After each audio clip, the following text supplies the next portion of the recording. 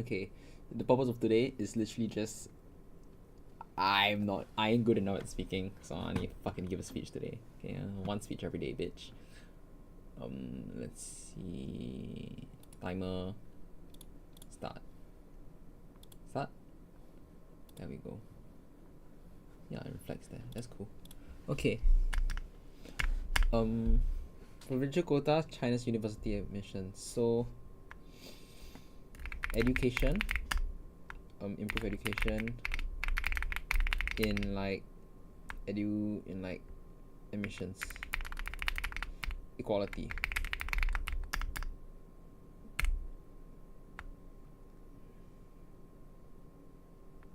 And provincial quotas.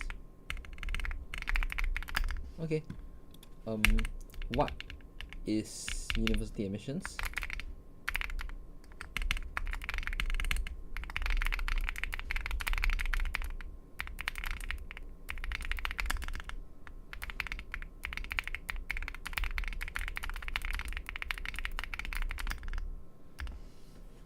I mean, the first argument I'm thinking of straight away is like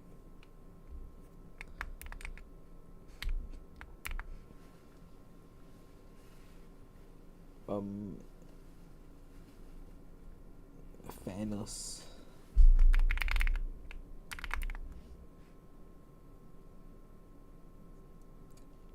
So there's probably like a push for just overall fairness, and then a push on like why this is pragmatic, because it is no, it's not fair. It is what's the word that Singapore likes to use? Whatever, value hard work. I'll just write that first. Meritocratic. Then this is like it's really pragmatic.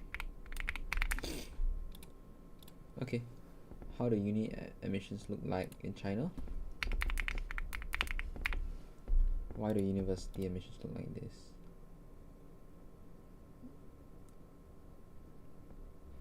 We're also going to cover how the provincial quotas look like.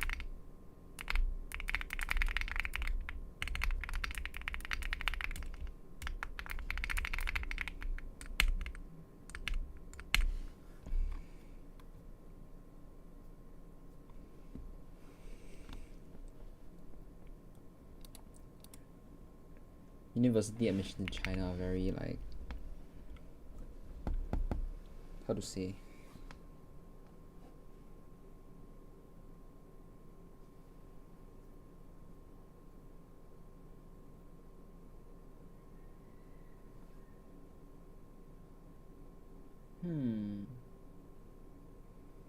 what's the words to use?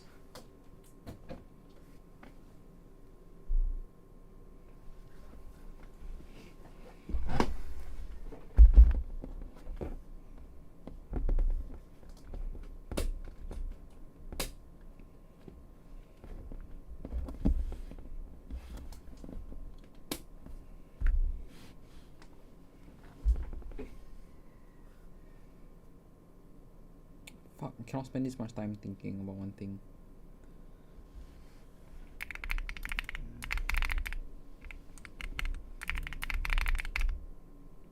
It's cutthroat, it's like, it's important because this decides life.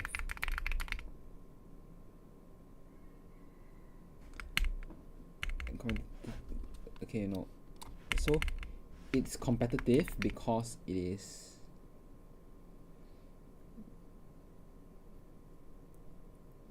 like many people.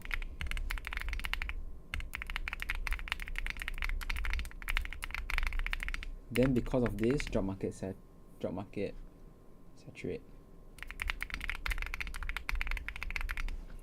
Then like therefore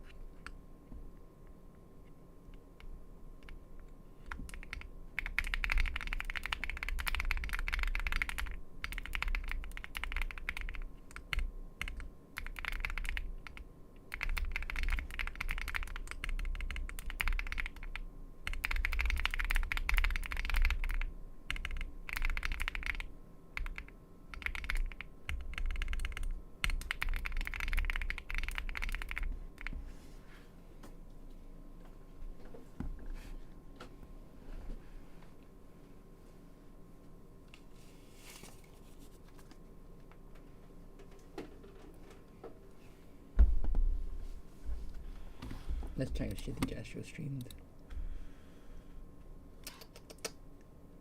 What a bum.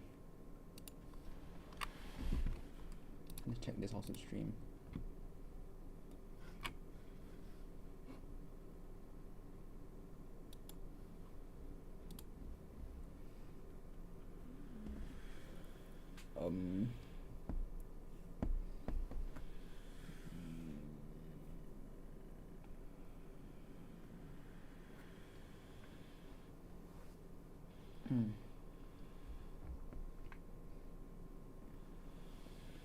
Economy better. Fair. Okay. Poorer province get admitted. Why we still help them? I'm gonna brain dump this. Poorer province admitted. No, poorer province don't get admitted. Maybe they cannot afford. A lot of them no scholarship. So it's actually a bad thing. But we help them. I wanna help them.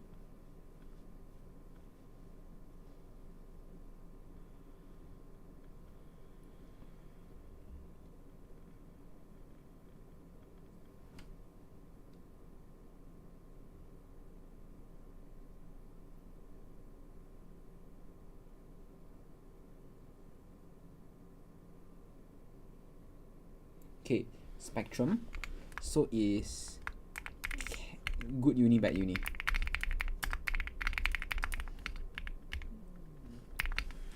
In good uni, maybe worst case is cannot go enter. Then we say they don't belong there anyway. Cause it's like it's too hard.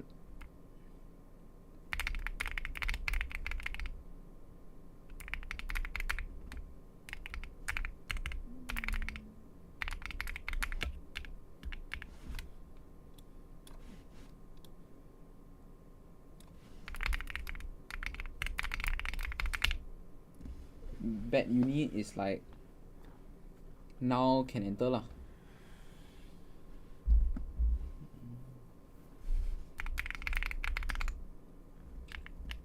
More suitable.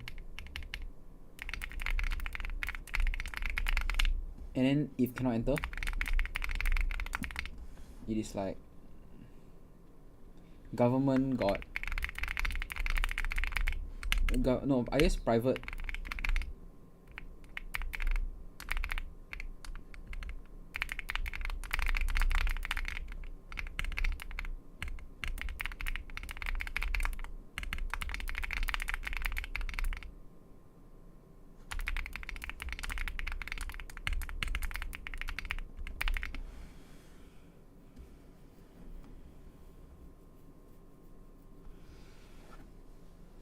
Smaller schools are decentralized.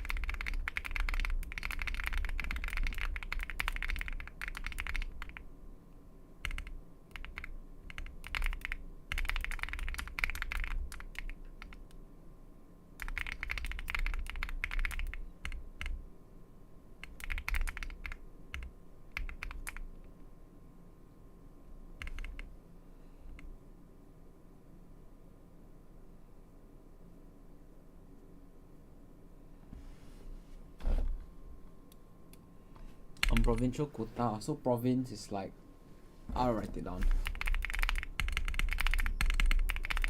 Like people stupid. I mean cannot say that lah, but like people have less. Like I think this only happens because they are stupider lah. Like less educated lah.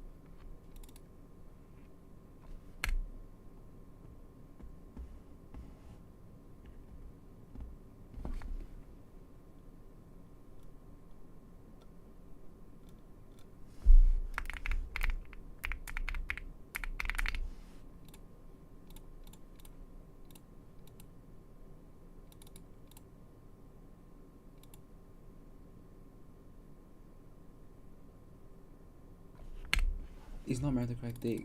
It's wrong.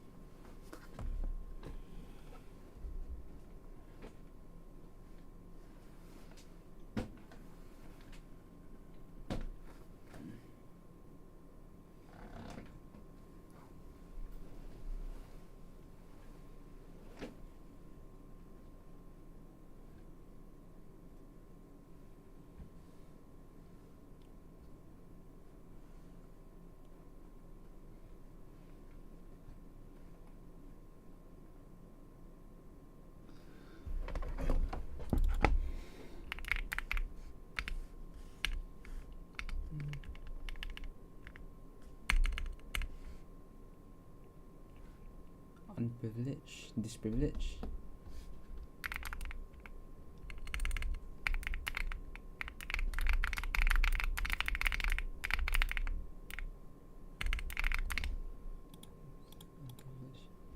The glorification of meritocracy and the creation of pipelines that place unprivileged students into environments that they do not belong, in which they do not belong.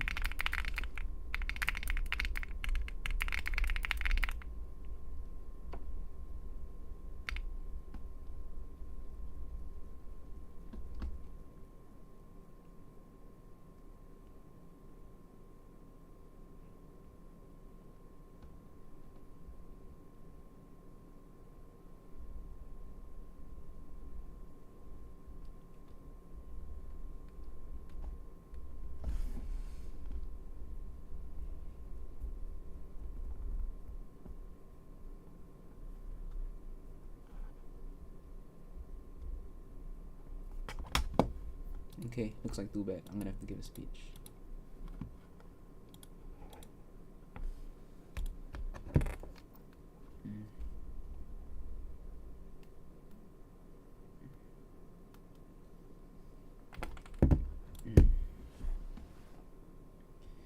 The creation of meritocracy and the creation of pipelines that place unprivileged students into environments in which they do not belong is the most regrettable thing that China has ever done on Gov side in the modern future. Two things in this speech. One on why fairness is so important, and second on why even if no one from poor provinces get admitted to university, why do we still enable these people to have better futures in the close future. First part on the principle of fairness that we protect in China. We think that in modern day the university admissions look extremely competitive with a really high population. This means that often the job market is completely saturated with many people with many different university degrees. There's a lot of competition, which increases the importance of university degrees as the baseline in order for you to be able to secure jobs. These provincial quotas give the less educated and the less privileged provincial students the same opportunity to join the better universities.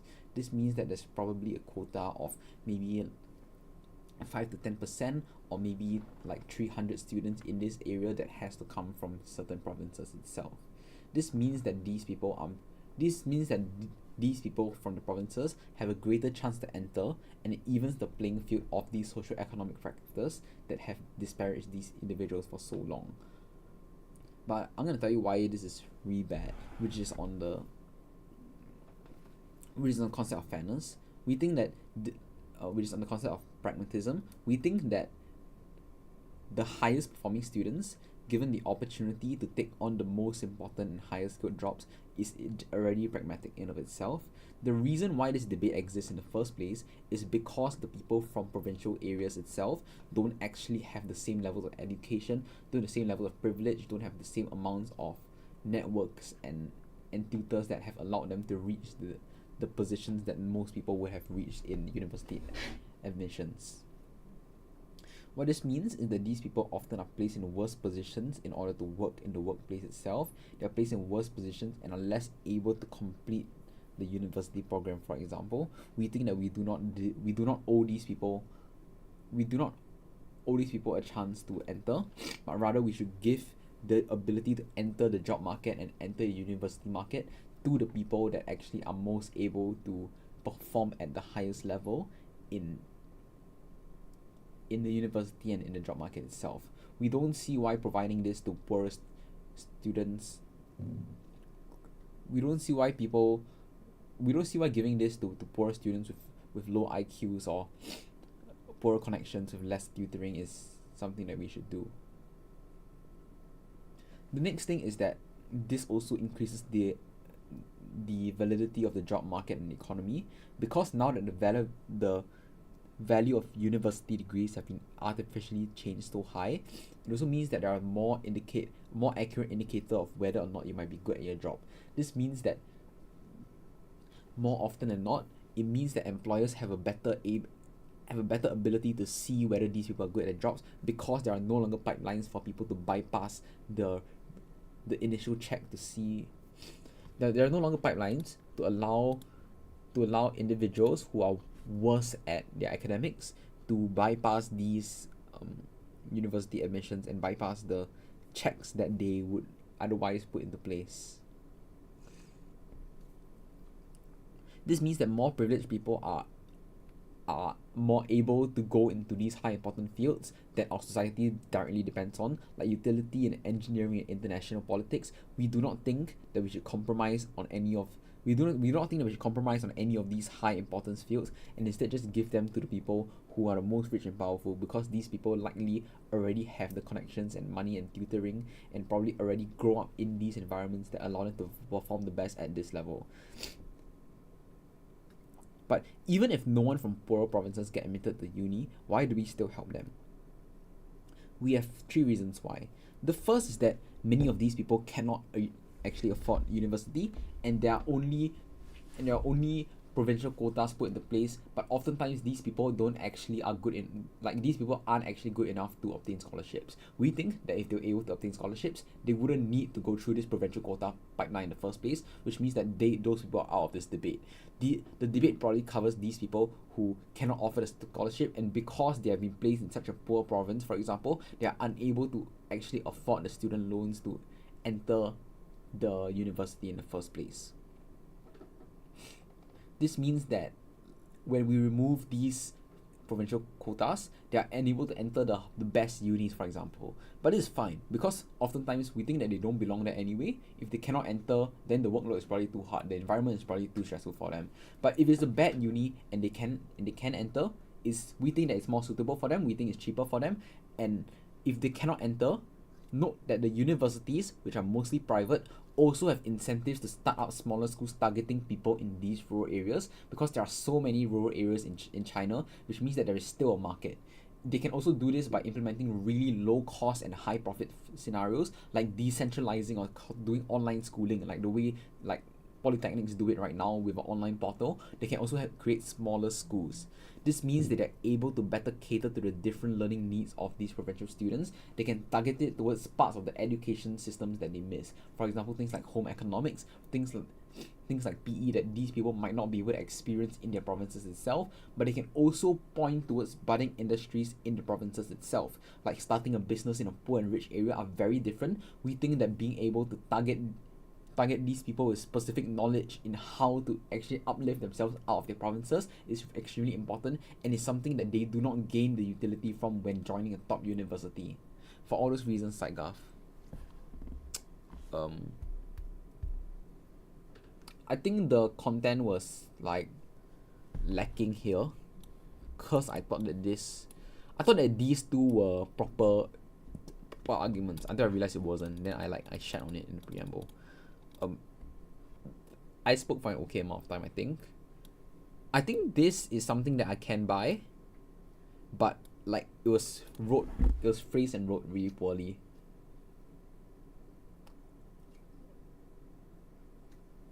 I think this is quite novel. I think it's quite cool, but I think anyone could come out with it. But yeah, I should probably have another reason, and this also isn't fairness anymore. This is pragmatism.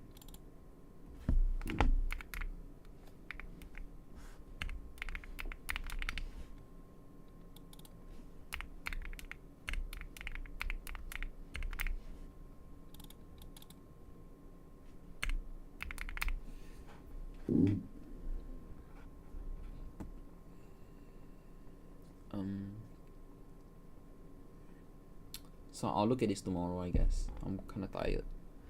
Just a nice 35-minute stream. Oh wait, I can check the arguments, huh? $12 a year. Oh.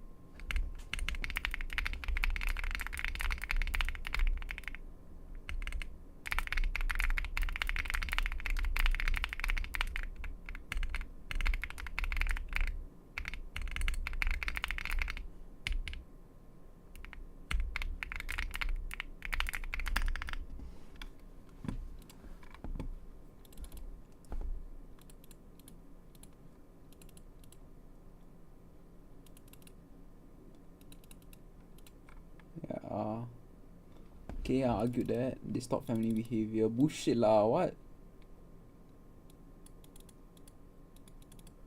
Yeah, that one that bullshit argument. Entrench national inequality. Yeah. Protect natural cohesion. Bullshit argument. Bullshit argument.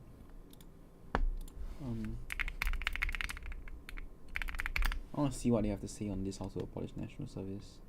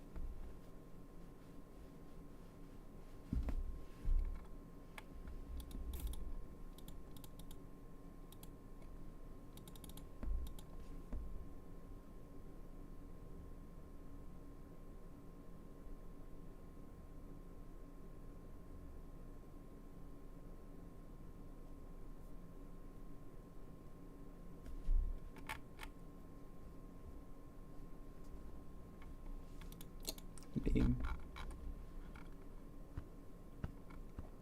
Sure.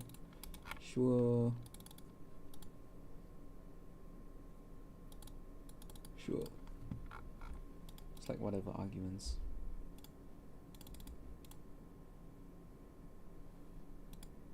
This cool. Tied to gender. No, it's not. Bullshit. Sure. Cool. Beta argument. Sure. Emancipation to barriers. Oh, you're right.